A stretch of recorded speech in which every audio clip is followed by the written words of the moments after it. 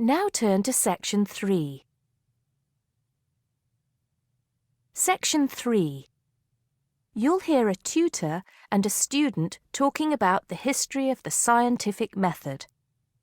First, you have some time to look at questions 21 to 25.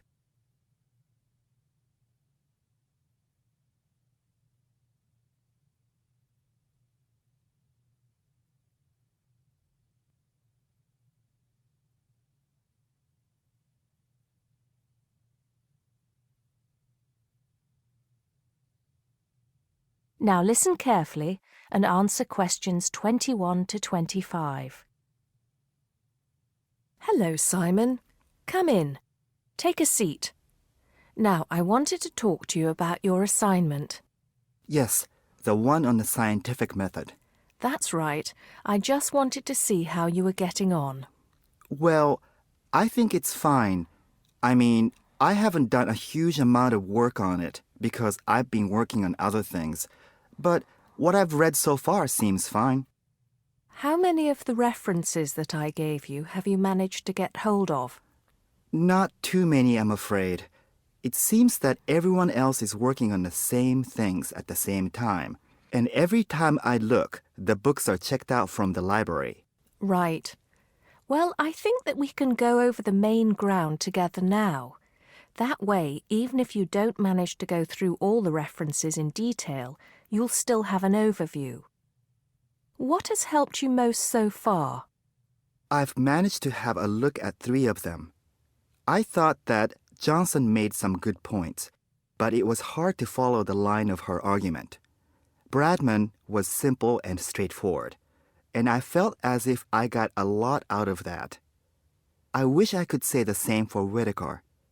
To be honest, I didn't get very far with that. Okay, that's more or less what I'd expect.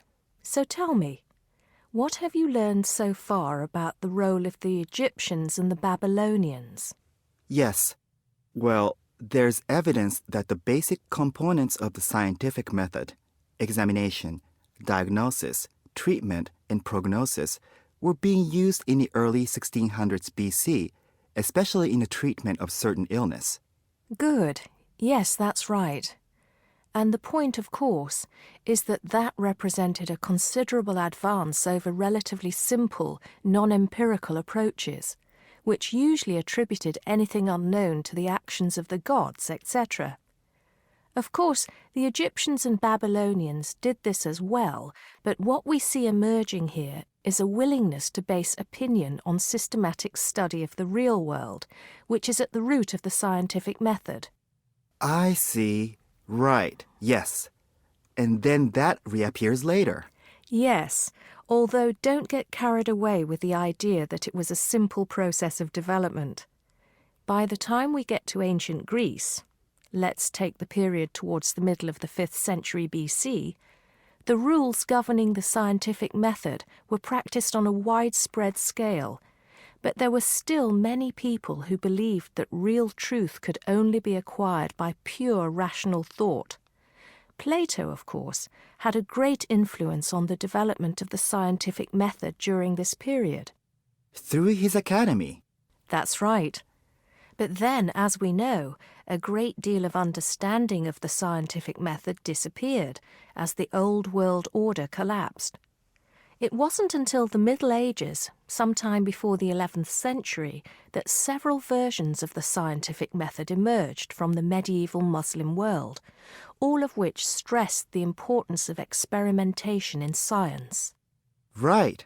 I think I've got the historical timeline. Before you hear the rest of the conversation, you have some time to look at questions